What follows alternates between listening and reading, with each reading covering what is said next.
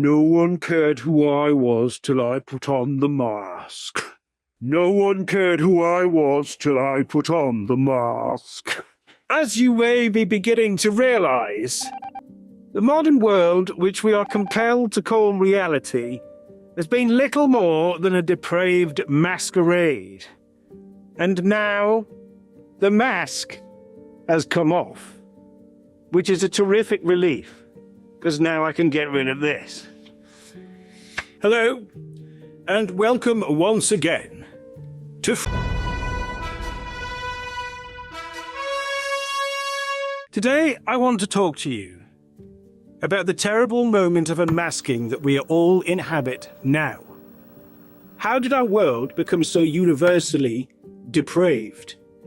How was crime normalized? How did our homelands become the host to a permanent state of emergency? And why does it seem like anyone who speaks for the truth is now a target? Today, I'm going to talk to you about what happens now the mask is off. If you look again at Bain, if you look again at what he said, no one cared who I was till I put on the mask. This piece of popular culture actually has quite a profound meaning if you view it in the current climate. The putting on of masks was deemed to be an act of public moral virtue by the system that rules us into this crisis. Not only were those masks put on under the emergency conditions of lockdown, but those masks are also a persona that you can adopt and then gain instant virtue, social advancement, and an outlet to destroy everyone who disagrees with you with the permission of the state. A persona is, if you like, the basis of the word personality, and that's what a mask is. It's an identity that you adopt to display to others. The various masks that have been offered to people by the liberal system have given them the opportunity to pursue privilege and social advancement and the destruction of anyone who disagrees. Partnered with the voodoo curses of the liberal system, this permissions people to destroy and kill you if you are sane. How did we get here? The memes are very important because the memes were, for a very long time, the only medium in which you could consistently see a contradiction of the rules-based order that were directing you into the wearing of masks in the masquerade of moral virtue that was liberal democracy. The memes told you the truth, sometimes with alarming jokes, but they were a source for all those who were demoralized by the creeping sense and then the undeniable fact that the world was going mad around them. Memes came out like Bain, called Bain posting, because obviously it was a terrific idea and Bain was a very good baddie. But when you look at what Bain was also saying, that if you took his mask off, it would be extremely painful for you. No one cared who I was till I put on the mask. If I pull that off, will you die? It would be extremely painful. You're a big guy. For you. This also unlocks something of the mystery of the madness we inhabit today. Hello, I'm Frank Wright, journalist and broadcaster at LifeSite News. This summer, we launched Frankly, a new show that brings Catholic social teaching as a remedy to the modern madness that we inhabit today. But we need your help. LifeSite's fall campaign is underway. Your support means our campaigns for human life and shows like Frankly can reach even more people with the truth. Please help us guide souls along the narrow path as we seek to restore the world in Christ. God bless you all, and thank you. Another meme that you very seldom hear about is the actual teachings of the Catholic Church. As you can probably tell, I am a religious extremist. What we're now compelled to call the traditional teachings of the Catholic Church warned us in around 1891 that any society that based its state on the false god of equality would collapse into chaos and total moral disorder. Look around you today. Do you see order? Do you see the total moral collapse that Pope Leo XIII and Pope St. Pius X both predicted at the turn of the 20th century? Yes, you do. But you don't hear that through the supply line of cultural production. The messages that you receive in the food you buy, in the supermarkets in which you buy it, on the online platforms that you use, in the workplaces where you're compelled to go and scrape out your meagre wage to service your debts, the messaging that you get from the news and your entertainment, it doesn't contain that message at all. It doesn't warn you that if society worships false idols, then it will collapse into chaos and it will become utterly depraved. It will become so depraved, in fact, that women can and will be stabbed to death sitting quietly on a train, and that men who speak in public about Christ and the truth can be shot dead. What has given permission to this society? Today I'm going to talk to you in summary about some of the things I mentioned in the previous videos. Now, people have called this clown world. People have called it the empire of lies. People have called it all kinds of things.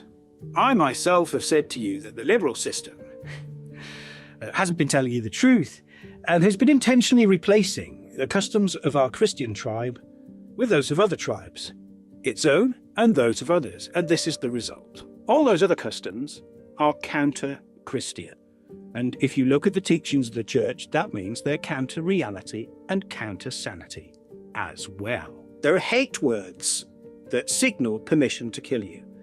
The reason why people get murdered on trains and shot dead on university campuses is because we've lived in a toxic environment in which language has been used by the liberal elite and its media and all its apparatchiks, everyone who depends on the liberal state apparatus for a living, and everyone who depends upon its virtue signalling to feel good about themselves for a second by repeating its signals. All those people have conspired in permissioning an environment where, if you call people a certain name, it signals permission to destroy your life.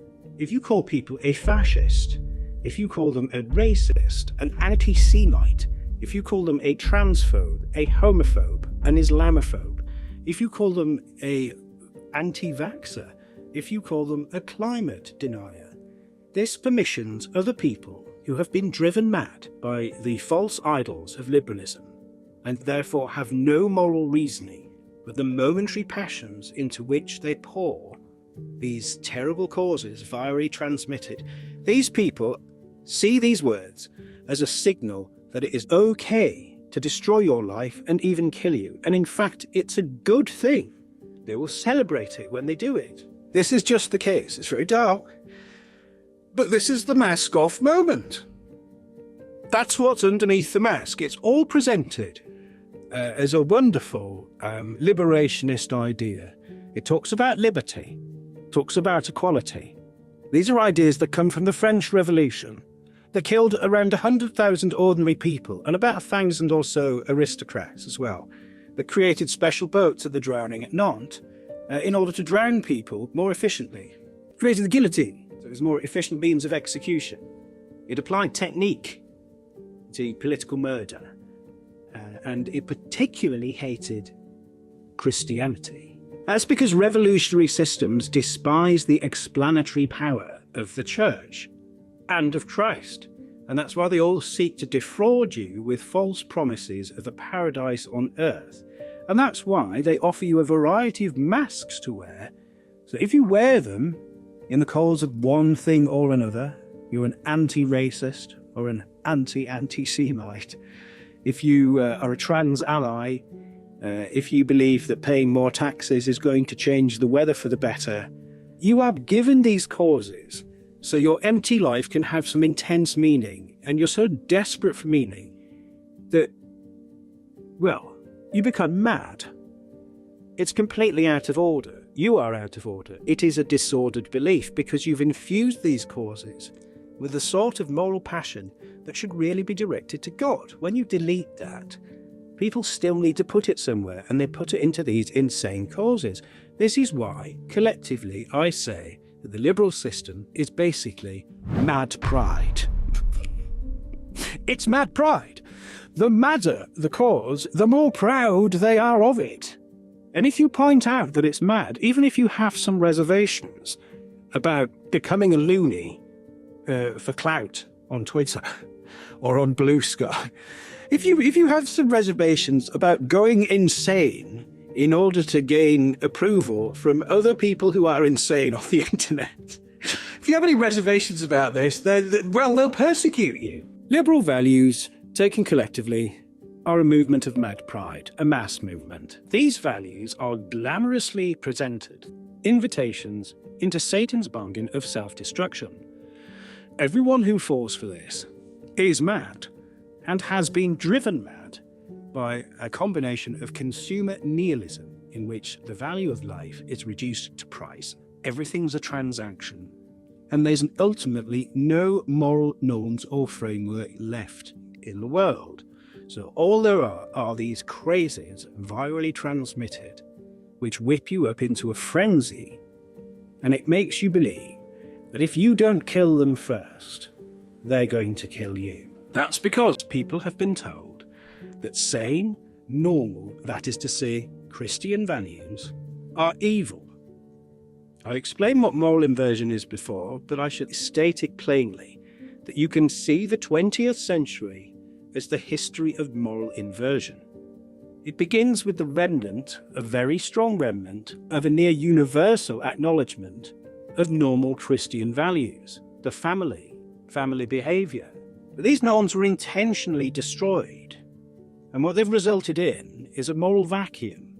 And when there's a moral vacuum, people don't know where to put their passions, and so if you give them a mask to wear, and you tell them that if you wear this mask and display it in public, you're a good person, and everyone who isn't wearing one is bad and you can destroy them. It gives them an outlet for the senselessness of their lives and the frustration that they feel. They can exert no influence whatsoever. They can exert no influence towards any meaningful political change or improve the conditions of their lives. What they can do is destroy yours or end it. I've brought a series of helpful props into these shows to try and illustrate some of our modern condition. And today I've brought this one, right? To help you understand some of the principles and values which have led us into universal insanity. Or, shall we say, the slogans of the Mad Pride movement. We live in a free market of ideas. In a liberal society, we have debates and the best ideas win.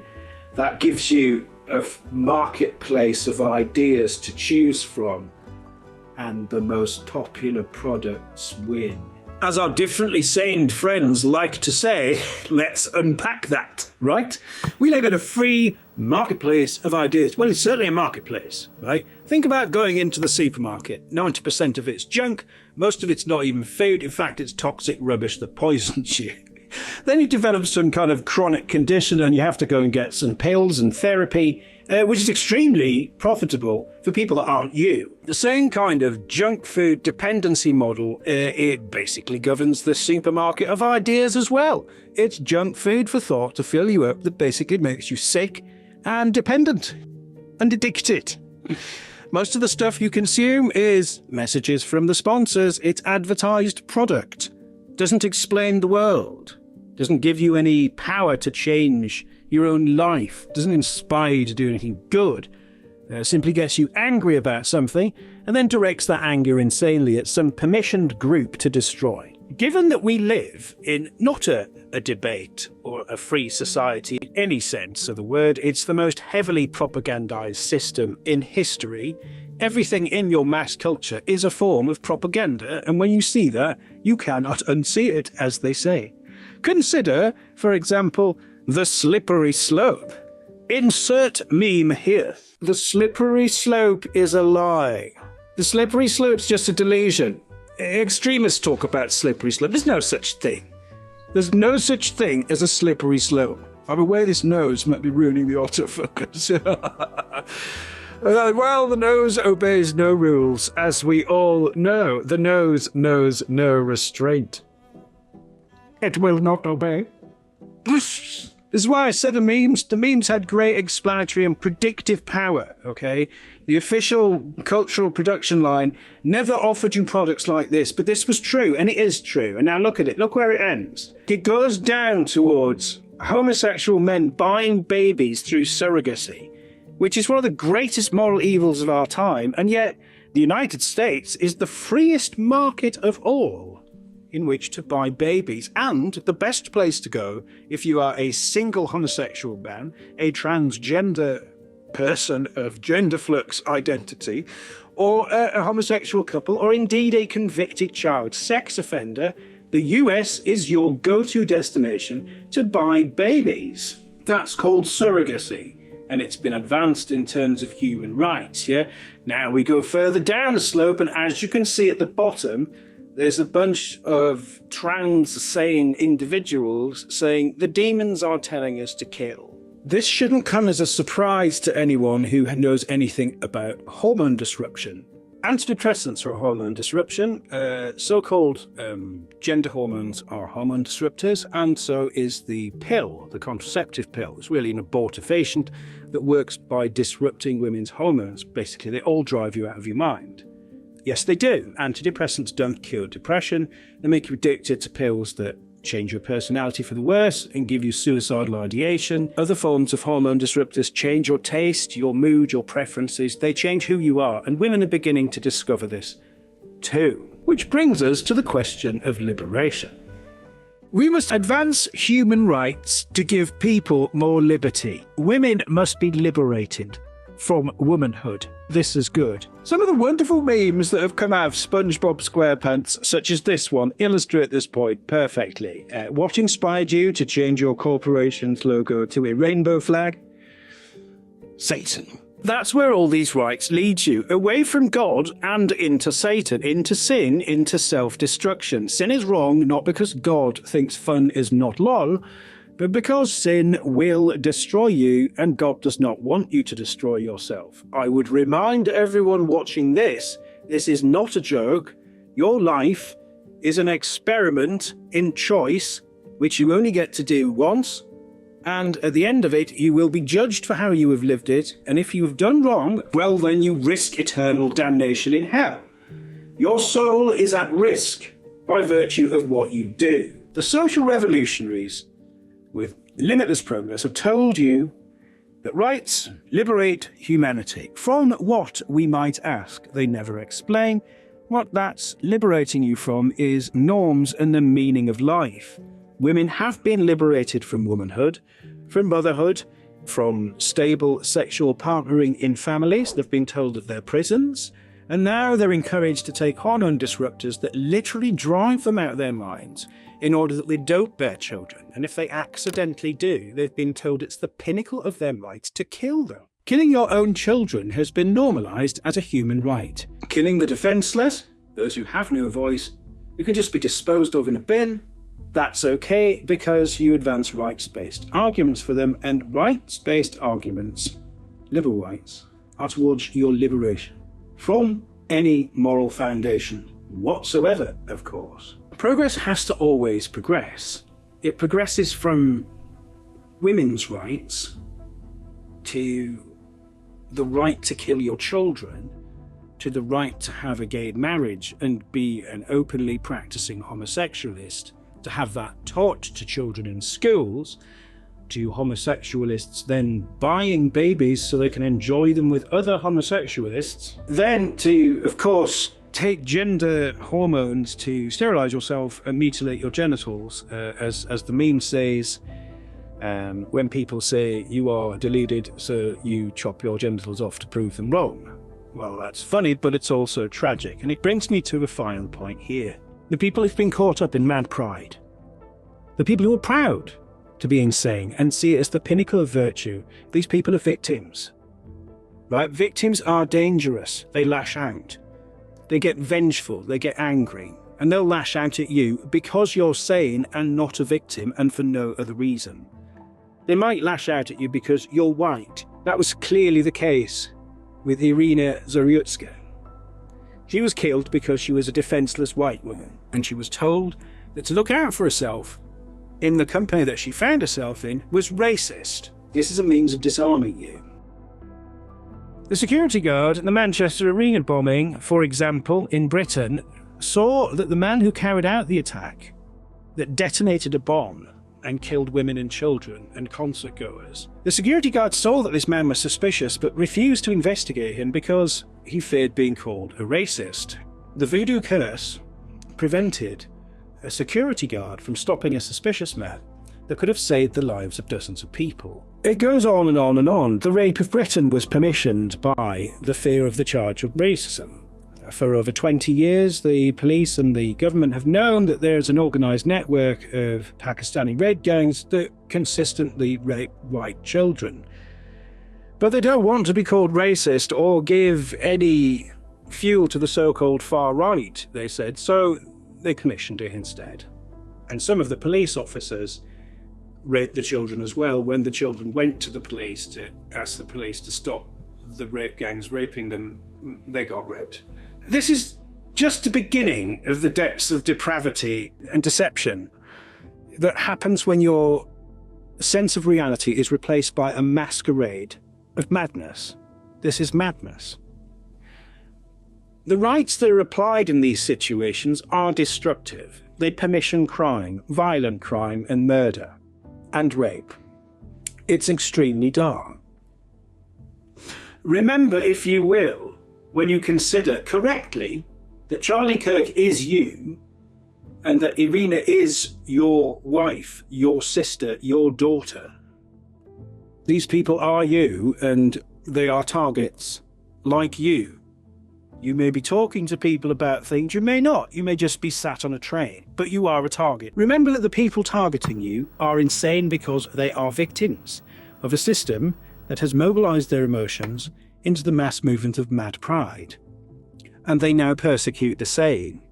And anything that's beautiful, true and good. Ultimately, that's a war on Christ, and that's been going on for a century. And it was called liberal democracy. These are not signs of an incoming tribal war. The war's been going on for 100 years. It's an intentional project to replace all our Christian values with new ones. And these are the fruits of those values. The insanity you inhabit is the result of the large-scale demoralization of morality. We have free speech. Free speech, we share freedom of action without harm, freedom. If there was freedom of speech, imagine for a second there was, then you would know things like what happened in the Weimar Republic or the persecution of Catholics by the Bolsheviks in the Spanish Civil War, a whole host of other things. You'd also be told the idea that man is not good enough to be free. This was an idea put forward by Joseph de Maistre, who witnessed the French Revolution. He wasn't a fan. He was a Catholic philosopher. He said that history was the record of a bunch of drunken sailors and so on. He didn't have much respect for these ideas. Why is that then? Look at what man has done when he was free. Look at what people have done when they're at liberty. Imagine, if you were, that there's a nation on earth that acts without moral restraint. No one restrains it. It does what it likes. It commits the most heinous actions and no one is going to stop it. Because some of those actions involve the compromise and blackmail of the political leadership who could restrain it. What is happening to that state? When you have no restraints, you destroy yourself. The liberal system has destroyed itself. It has been acting as if there were no limits in life. Any state that does this, any person that does this, destroys themselves. So ultimately they do become victims, but victims of their own actions.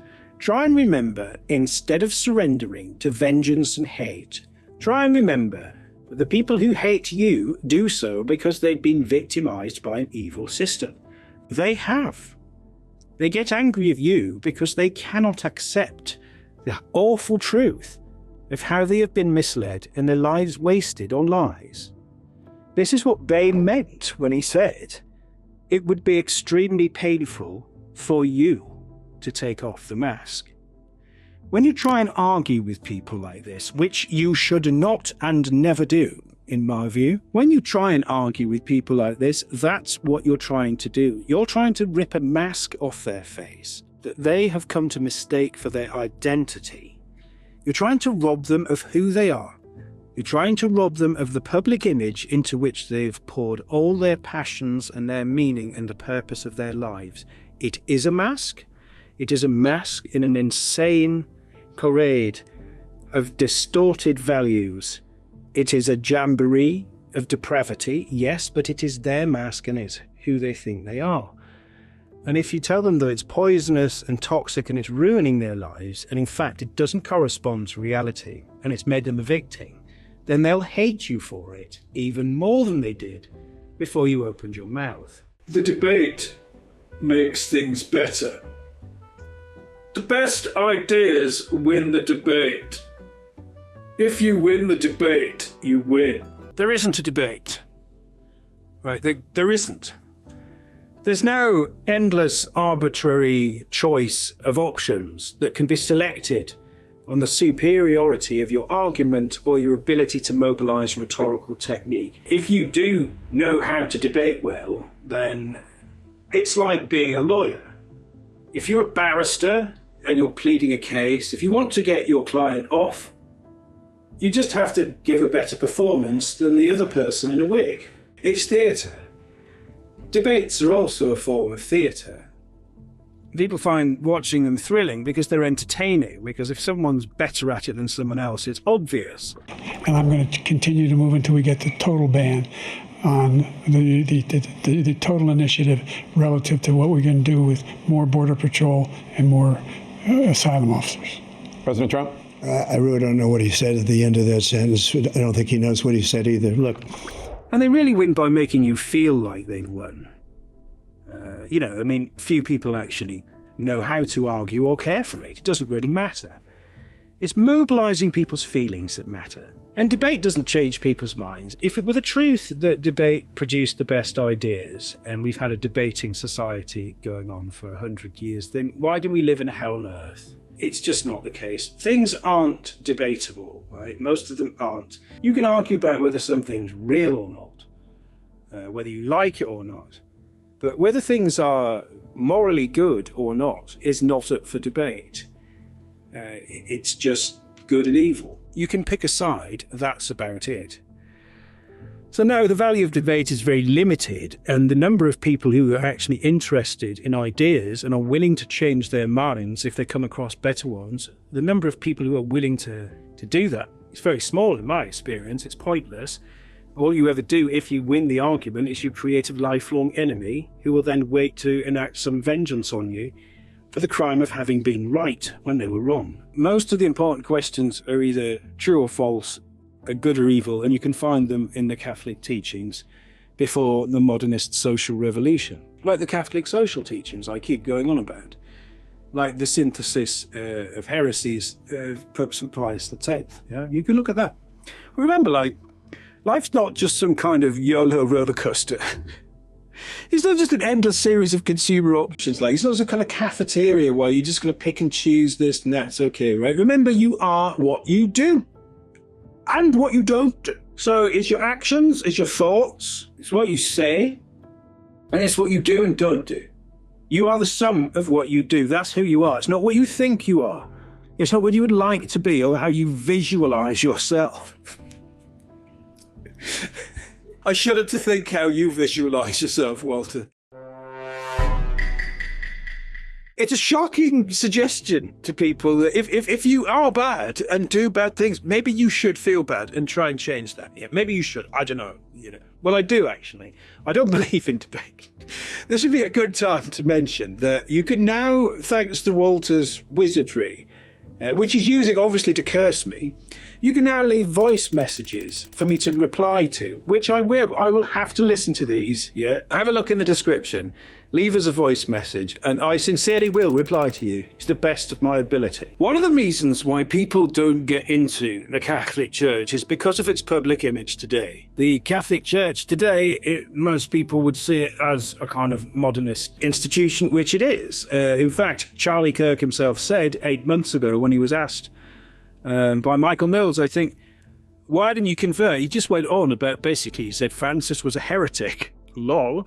And citation needed.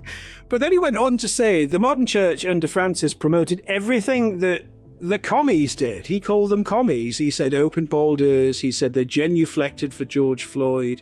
They celebrated all the causes that his political enemies did, and so why would he want to unite with that? But the biggest one is the papacy. I can't get over the idea of this Marxist who calls himself the head of your church being a representation of Christ our Lord. I mean that as someone who loves the Catholic impact on the world, that says it openly, and by the fruit you will know it, and you have very Marxist fruit. Consider for a second what the Vatican did the other day. What signal is it sending out to people? Is it saying to people, look, we have the answers? Because the church does. The Vatican just doesn't teach them. If it taught the Catholic social teaching, then people would flock to it, I'm sure, because the modern world is collapsing and it cannot provide any answers to its predicament. However, it does not do this. Instead, we'll have a look at this. What appeared above the Vatican can only really be described as a rainbow conga, a rainbow train holding a kind of nautical themed parody of the cross. This is an insult to God and man. This is an insult to trains.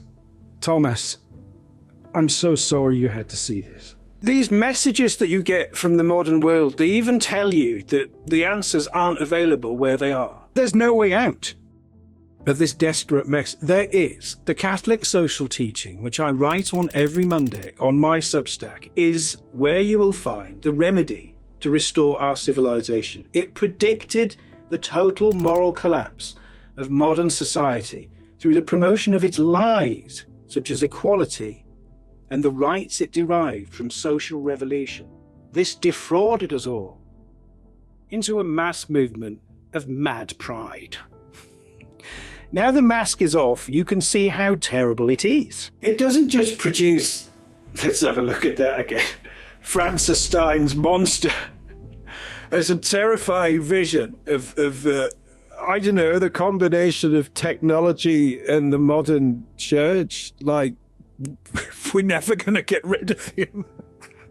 You know, that's a great thought, isn't it? What a great message to send out to the world. You know, your face turns people off conversion and the salvation of their souls. Yeah, so let's make it enormous and immortal. Remember that the people who've been driven mad by the liberal system are victims. If you can, help them. This is a war.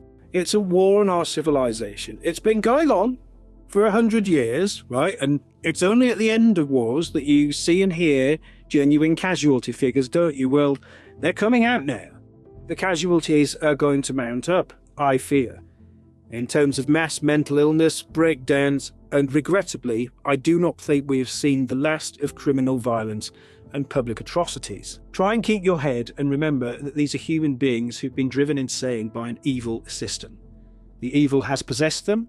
I do not believe they are evil themselves, but there certainly is a near universal evil, and the answer to that is the common good that is presented in the Catholic social teachings, a restoration of human sanity, of the divinely created natural order, of the balancing of our economics, and the justice of the state towards the flourishing of humanity. The answers are all there if we care to read them. Try to survive the mask-off moment of the mad pride movement, and certainly try to avoid being sucked into the hysteria that will follow the collapse of the empire of lies. It's not just the social algorithm, if you like, of the liberal system, of giving you all these satanic values, of recruiting you into the mad pride march, to march over your own children, your own civilization, the bodies of your own babies, everything of value in life. Destroy all that and feel good about it. That's the sum total of mad pride. That's the mask off. If you kill people who are saying, you're a hero, and we'll celebrate you, and we'll celebrate their deaths. And they deserved it. It's all permissioning to destroy the sane.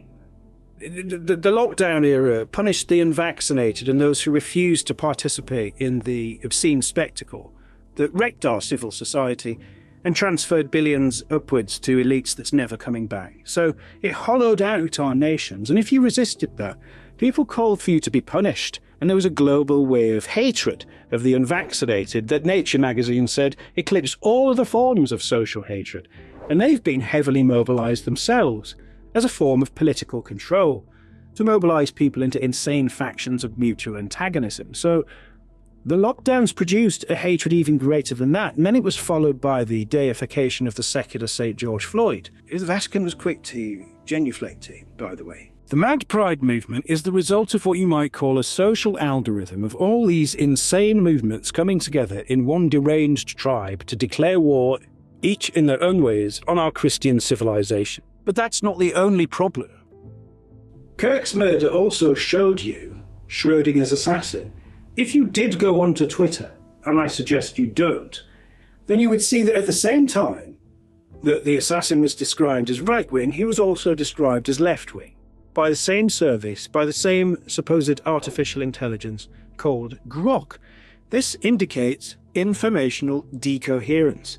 More and more people are using chatbots to get their picture of reality, but all they do is they just repeat what's been said on the internet in a digestible summary, and so they can give you a completely distorted picture of reality that flatters and panders to you. In fact, artificial intelligence is just a tool. If you trust it, you're a tool. Literally. It's using you as an instrument. You might not be aware of this, but Mad Pride just got automated, and it's in your pocket and it's in your mind. Recently, chatbots have persuaded people to get further into what they're into. That's what they do. They see what you're into from what you've done on the internet, and they tell you things to get you more into that. So you spend more time chatting to them. So you get addicted to them. You come to trust them and rely on them because you see them every day. Like anything you see frequently, you become to trust it. You come to trust anything that you see often. It's as simple as that.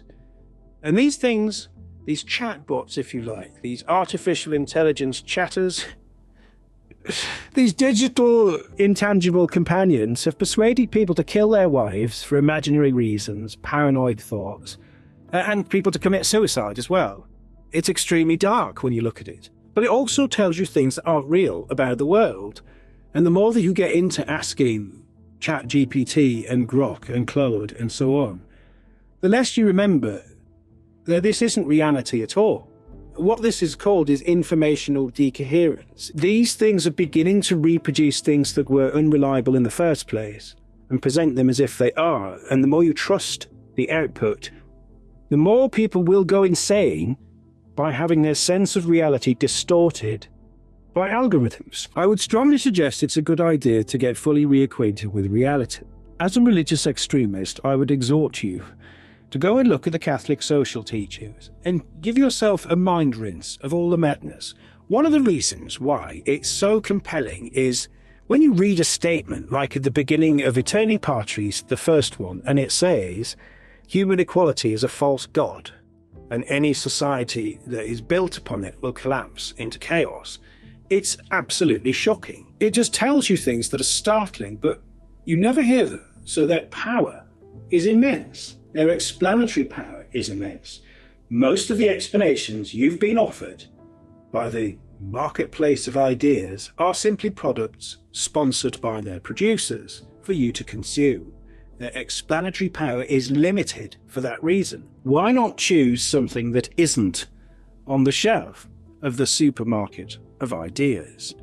Why not choose something that isn't a mass-produced product to fill up the hole that the production line of mass production caused in the first place? Who supplied the appetite for the liberation into self-destruction and sin? That would be the Mad Pride movement. Well, they've sold you a bunch of false idols for a century, right? Instead of worshipping false gods, why not try having a look at the true one for a change?